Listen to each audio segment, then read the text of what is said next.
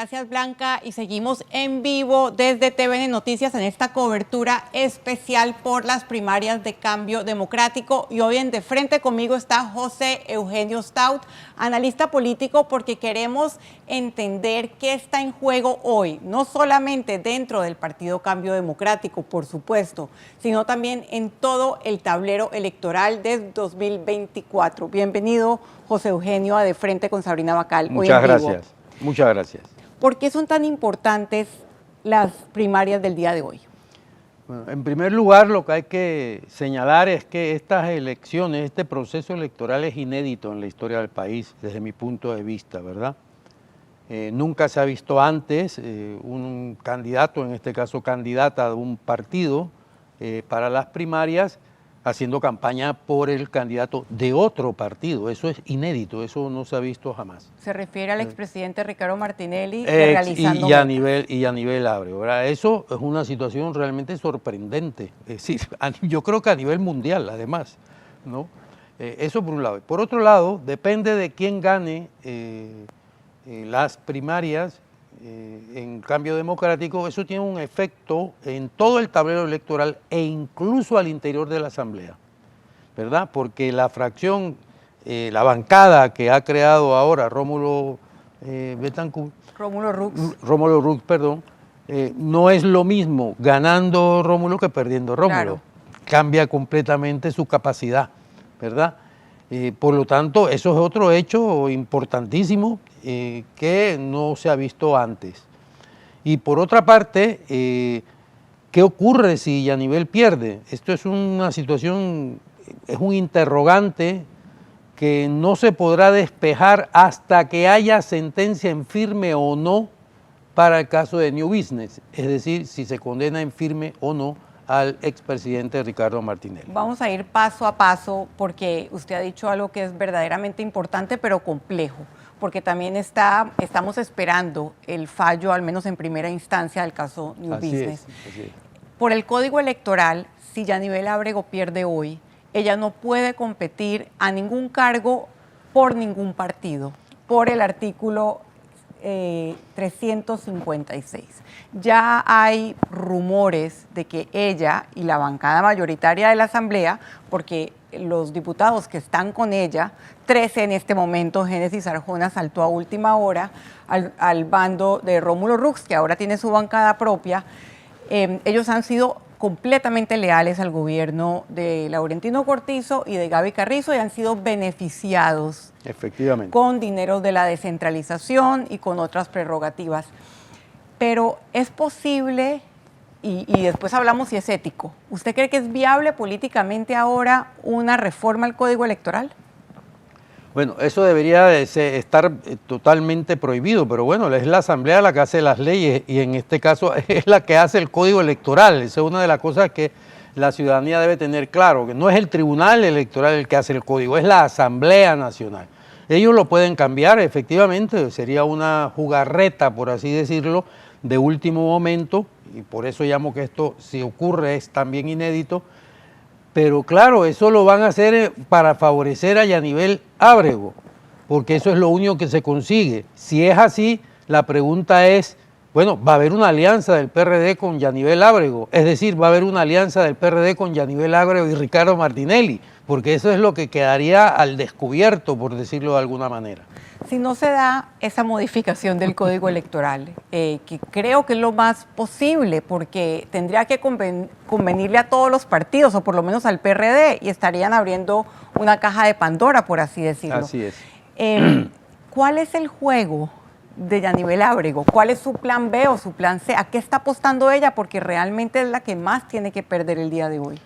Bueno, yo escuché una entrevista que le hicieron al expresidente Ricardo Martinelli en el que él decía que Yanivel Ábrego en estas primarias podía ganar y podía perder, ¿verdad? Aunque él pensaba que iba a ganar, pero que si perdía, él cumpliría su compromiso. Él no dijo en qué consistía ese compromiso, ¿verdad? Pero no cabe la menor duda que aún perdiendo y no siendo ella candidata, no pudiendo ser candidata a nada, ella puede jugar un rol porque, acuérdese, ella tiene una bancada en la Asamblea que ha estado en todo momento dando apoyo al gobierno PRD y al partido, al gobierno, a Nito Cortizo y Gaby Carrizo, y al partido del PRD. Y por lo tanto ella podría ser un elemento para la negociación de una alianza que en este momento quizá nos parezca inconcebible, pero que a mí no me lo parece. Una alianza, dice usted, entre el expresidente Ricardo Martinelli y el actual gobierno. ¿Ella Sí. podría ser ese elemento que los una? ¿Cómo no? ¿Cómo no? ¿Cómo no? Hay muchos elementos que nos pueden llevar a pensar que eso es posible.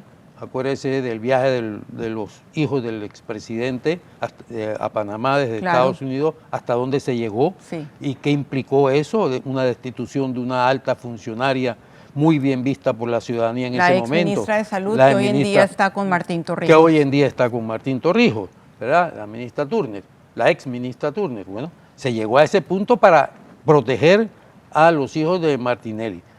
Por lo tanto, entendimientos, acuerdos, los ha habido. Eso no cabe la menor duda. Hasta dónde y hasta cuándo, esa es otra cosa que no sabemos. Pero de que los ha habido, los ha habido. Sí, yo también concuerdo con usted. Esa pelea que tienen en redes sociales resulta inverosímil por momentos. Y si no lo digo porque lo sepa, porque se estaría diciendo algo mintiendo, pero si Gabriel Carrizo, llegado el mes de diciembre, estuviera muy bajo en las encuestas, esa alianza está cada día más cerca de ser real. Usted habló del fallo de New Business, que todavía no conocemos en primera instancia, y lo repito porque hay todavía otras dos instancias. ¿Cómo piensa usted? Obviamente, hay dos elementos esenciales que van a impactar el tablero electoral. El primero está pasando hoy, que es la primaria de Cambio Democrático, y el segundo es ese fallo de New Business. Háblenos de eso, de ese segundo elemento. Bueno, efectivamente, usted piense que si Martinelli fuese condenado en firme, es decir, tuviera una condena ahora, el segundo tribunal también lo condenara y luego en la Corte o rechazaran la casación o la analizaran y votaran en contra, es decir, si se reafirmara esa condena, ¿verdad? El señor Martinelli no solo queda inhabilitado para ser candidato, sino que acuérdense que este juicio va sobre la compra con dineros del Estado de medios de comunicación, por lo tanto perdería de inmediato también, además de inhabilitado políticamente, electoralmente, perdería esos medios de comunicación que pasarían a propiedad del Estado. Eso tiene un impacto tremendo también. Eso cambia muchas cosas cara al 2024, a la elección del 2024. Si resultara favorecido en la sentencia y no se le condenara, bueno, aquí hay una situación tremenda desde todo punto de vista. También ¿verdad? Inédita. Y también inédita, por supuesto. Eso significa que él va a correr, ¿verdad? Pese a el disgusto, porque así sería el disgusto de un gobierno aliado de Panamá, el gobierno de los Estados Unidos, con un peso enorme, no hay que negarlo, en la República de Panamá. Él correría en contra de eso y en contra, por supuesto, como usted ha visto, del resto de los partidos políticos. Así es. O sea, que esto sería realmente una situación y eso forzaría, a su vez, una alianza indiscutible entre el resto de los partidos.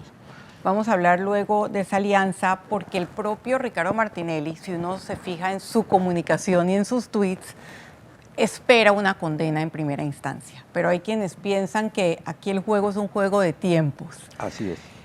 Hablemos de esa alianza, porque en este espacio me acompañó hace un mes Daniel Sobato, que decía que las alianzas electorales que funcionan y que son exitosas tienen que ser en torno a una idea y no en contra de alguien. Si es una alianza en contra de alguien o de más de uno, que sería en contra de Ricardo Martinelli y el actual gobierno, es un amontonamiento y no atrae al electorado. ¿Cuál es su posición sobre eso? Bueno, yo en principio estoy de acuerdo en unas elecciones en el que haya propuestas, ¿verdad? Pero es que en estas elecciones no hay propuestas, que se me perdonen a mí, pero hasta este momento no hay propuestas. Se dice, vamos a luchar contra la corrupción. ¿Cómo? Silencio. Lo bueno viene. ¿Cómo lo va a conseguir? ¿Y qué es lo bueno? Silencio.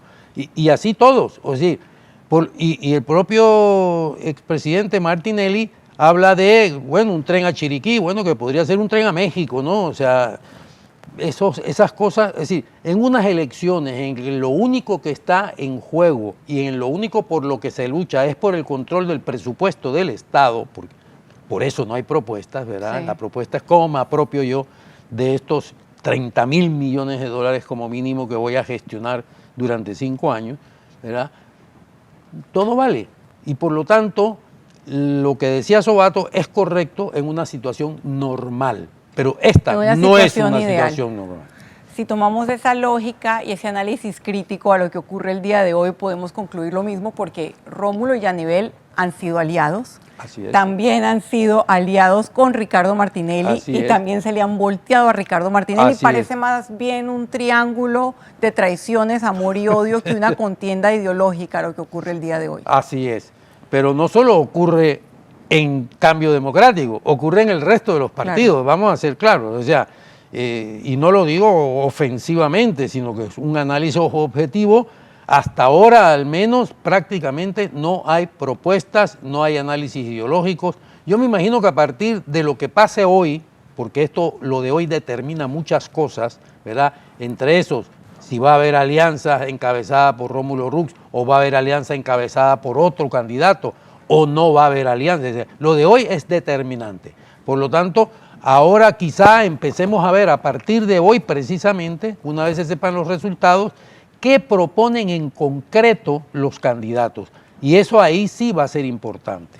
Bueno, con el tema de las alianzas nos despedimos al primer cambio, pero quédese aquí. Hoy estamos en vivo, en De Frente con Sabrina Bacal, analizando lo que se juega hoy a partir de este momento con las primarias de Cambio Democrático, pero también con las alianzas y todo el tablero político electoral del 2024. Lo esperamos aquí al regreso.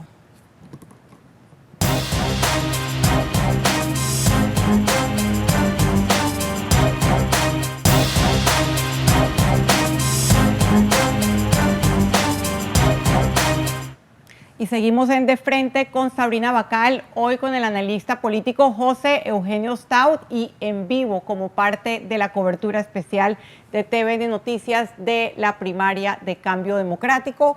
Tenemos el último informe de participación electoral del Tribunal Electoral y en el corte de las 10 de la mañana la participación era cerca del 16%, todavía un poco baja. Vamos a ver si se llegan a esas expectativas comentadas aquí en Radar por la diputada Rosas. Pero escuchemos unas palabras de Rómulo Rux, presidente de Cambio Democrático, sobre qué pasaría con esa bancada de Yanivel, la bancada rebelde de él ganar el día de hoy. No podemos dejar que nos digan por quién votar. El poder del voto lo tenemos nosotros, cada uno de ustedes, y en este momento estamos enfocados en que la gente salga a votar, fortalecer a nivel nacional la organización y desearle lo mejor, como dije anteriormente, a todos los candidatos que van a ir. ¿Qué pasa con los 14 diputados? Ellos, cada uno de ellos tiene sus espacios, asumo yo, en otros partidos políticos. En Cambio Democrático no van a correr. Nosotros vamos a ir a la cabeza de una gran alianza en el 2024, pero una alianza que está conformada en base a objetivos, en base a valores y en base a lo que el país requiere y necesita. Con Martín Torrijos, por ejemplo. Nosotros siempre hemos llamado a que cualquier persona que comparta con nosotros la visión del país y que comparta con nosotros que Cambio va a la cabeza y no vamos a apoyar a ningún candidato de otro partido político que se sume, pero el problema es que hay un... Bueno, escuchábamos al presidente de Cambio Democrático. Él dice, vamos a ir a la cabeza de una alianza y quiero preguntarle, José Eugenio, ¿de qué depende de que él pueda ir a la cabeza? ¿De cuán holgado gane hoy? ¿No importa cómo gana hoy? ¿Usted cómo lo ve? Ya, yo lo primero es que le sugeriría a todos los precandidatos o candidatos que no adopten posiciones radicales, porque de verdad el tablero electoral se está moviendo de una manera extraordinaria y se pueden encontrar después con situaciones que negaron y que tendrán que aceptar. Si Rómulo gana hoy con un porcentaje suficientemente amplio, vamos a poner 60-40, eso ya, aún así la situación no es fácil porque ese 40%, yo no sé qué va a pasar con él, yo no sé si va a haber un llamamiento de Yanivel y del expresidente Martinelli a que se cambien de partido, y eso lo vamos a saber de inmediato, y eso entonces dejaría a Rómulo en una situación de debilidad, ¿verdad? Y el resto de los partidos que podrían conformar esa alianza lo que quieren es ganar. Aquí no es una lucha ideológica, es una lucha por el control del presupuesto del Estado. Quien les pueda garantizar eso, ahí van a dar. Si ahí tienen que aceptar posiciones, programas, etcétera, eso es otra cosa. Pero no se van a ir con un candidato que genere dudas. Así que tiene que ganar y de forma amplia y controlar el partido. Si es así, tiene enormes posibilidades de controlar esa alianza. Si no, se van a abrir otras opciones. Eso no cabe la menor duda. Cuando usted dice controlar el partido, tengo que recordar que Cambio Democrático es un partido hecho a imagen y semejanza del expresidente Ricardo Martinelli, donde la Junta Directiva tiene un poder enorme, una Junta Directiva controlada por Rómulo Rux, o sea que realmente tiene el sartén por el mango. Pero, por otro lado, los diputados movilizan mucho el voto. Y la gran mayoría de diputados, 13 en este momento, Génesis Arjona saltó a último momento, de Cambio Democrático, no están con Rómulo, están con Yanivel Ábrego. Si usted tuviera que una predicción de si Rómulo va a lograr fácilmente ganar holgadamente o no, o sea, ¿qué tan estrecho piensa usted va a estar hoy el margen? Bueno, yo realmente, usted me pide que use la bolita de cristal que tenemos los magos, ¿no? Pero bueno, usando esa bolita, especulando, así se llama la bolita de cristal, yo diría que eso hoy va a estar estrecho, va a estar un 45, 55, algo así. Y eso para mí es estrecho para encabezar una alianza. Y cuando hablo de controlar el partido, no hablo de controlar las estructuras, sino la militancia, la adhesión al partido. Sí. Porque si del partido, perdiendo Yanivel, se va el 30%, bueno, eso es un golpe terrible. Claro, el partido tiene mucho menos valor. Exactamente, por eso le digo que todo está por ver, esa es la realidad, todo está por ver. Por eso esas declaraciones tan tajantes, yo no me voy a aliar con nadie, esperen el desarrollo y el establecimiento equilibrado del tablero para entonces poder tomar decisiones. La diputada Ana Giselle Rosas, que estuvo antes en radar, porque de la otra fracción de Yanivel Ábrego no llegó nadie, decía que ella no descartaba una alianza con nadie, que no descartaba ni con Martín Torrijos, ni con Ricardo Lombana. Obviamente la alianza con el Partido Panameñista y el Partido País ya está avanzada, se han tomado fotos, lo han hecho público, aunque Blandón ha dado algunas declaraciones diciendo voy a esperar qué tan holgado gana. O sea, ¿cómo ve usted esa alianza opositora, si es que se puede llamar de esa manera? ¿A quién la ve encabezándola? No podemos hablar de eso hasta que sea septiembre y veamos el poder real, el caudal político de cada uno de los candidatos. Sí. Yo creo que las encuestas, las creíbles, porque hasta ahora no las hay, las creíbles y públicas nos van a indicar un poco quiénes van a encabezar la alianza opositora, ¿verdad? Y depende de quién la encabece, así mismo será el programa. Pudiese no haber acuerdos totales, es decir, yo pienso que, por ejemplo, pongo un ejemplo, por ejemplo, Blandón, el presidente del partido panameñista, que va a ser candidato, él toda una vida ha sido un adscrito al tema de la constituyente. Y me cuesta creer que Blandón vaya a aceptar formar parte de una alianza en que no haya como elemento fundamental la constituyente, por ejemplo. ¿Ves? O sea, por eso digo que hay que esperar. De verdad que todo adelantamiento en este momento de resultados, de situaciones, es difícil, no es fácil. Las elecciones suelen polarizarse siempre entre 2 o 3 vertientes, por así decirlo. Usted decía que no descarta esta alianza o esta cercanía y donde Yanivel fuera la ficha clave o intermedia entre el actual gobierno, el PRD, el candidato oficial del PRD, y Ricardo Martinelli, corra o no corra, porque da por hecho o asume que con los niveles de popularidad tan bajos que tiene el actual gobierno y con los negativos tan altos que tiene José Gabriel Carrizo, sus posibilidades de triunfo o de ser una de esas, digamos, fuerzas polarizantes de la elección son mínimas. ¿Quién pensaría usted que van a ser, digamos, esas, si tiene que mencionar 3 factores o 3 personas que van a ser claves para la elección del 2024?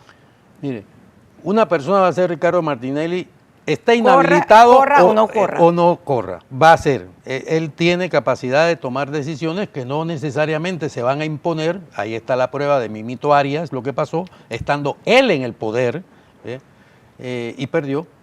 La otra figura, yo pienso que va a ser o puede llegar a ser efectivamente Carrizo, Gabriel Carrizo, ¿verdad?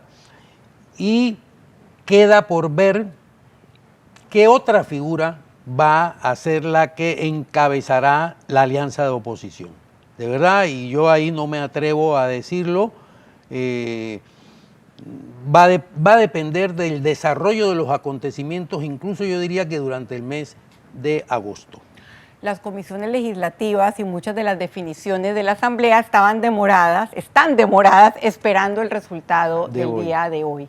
Pero la Asamblea en este último periodo tiene 2 temas fundamentales. El primero es el contrato minero y el segundo es la ley de extinción de dominio. Háblenos usted cómo ve ese tablero político en un año eminentemente electoral jugarse en esos 2 temas. Bueno, lo primero que hay que decir es que el presidente del PRD, el señor Benicio Robinson, declaró que todo proyecto que impacte nacionalmente tiene que pasar y ser discutido primero en el comité ejecutivo del partido, con lo que le está quitando autoridad al presidente de la República, ¿verdad? Y mencionó esos 2, extinción de dominio y minería, el contrato de la minería. En cuanto a extinción de dominio, yo creo que van a aprobar una ley de extinción de dominio que va a ser una ridiculez, ¿verdad? Porque efectivamente no va a entrar la corrupción, porque si entrara la corrupción tendrían que irse muchos sin que se les juzgue directamente a ellos a entregar todos los bienes que han robado, y eso no va a ocurrir. Por lo tanto, eso en la Asamblea no se va a aprobar una ley seria de extinción de dominio. Y en cuanto a la minería, yo le quiero decir que realmente esto es una catástrofe, ¿verdad? O sea, acaba de salir hace muy poco un informe de First Quantum a sus accionistas, es un informe largo, ¿verdad?, en el que se dicen cosas que desmienten completamente toda la campaña mentirosa del gobierno. Y digo mentirosa porque es muy fácil de verdad, o sea, las diferencias de opinión son respetables, las mentiras no. Las mentiras son inaceptables. Bueno, a usted ya le hicieron un video, una campaña sucia de parte del gobierno. Eso demuestra que para el tema del contrato minero un poco no van a haber límites. No va a haber límites. No va a haber límites ni éticos ni en términos de dinero. Ni de ningún tipo. Y mire usted, el artículo 50, y esto lo digo para que pensemos, meditemos, reflexionemos. El artículo 50 del contrato dice que todos los que tengan menos del 10% de las acciones y coticen en bolsa, no tienen que decir quiénes son. Eso pasa a ser materia reservada. ¿Estamos claros en lo que se reserva en esa materia? No va a haber límites, sí, bueno, pese al daño que le están haciendo al país. Desafortunadamente se me ha acabado el tiempo y esta cobertura especial de TVN Noticias sigue. Eduardo, voy contigo.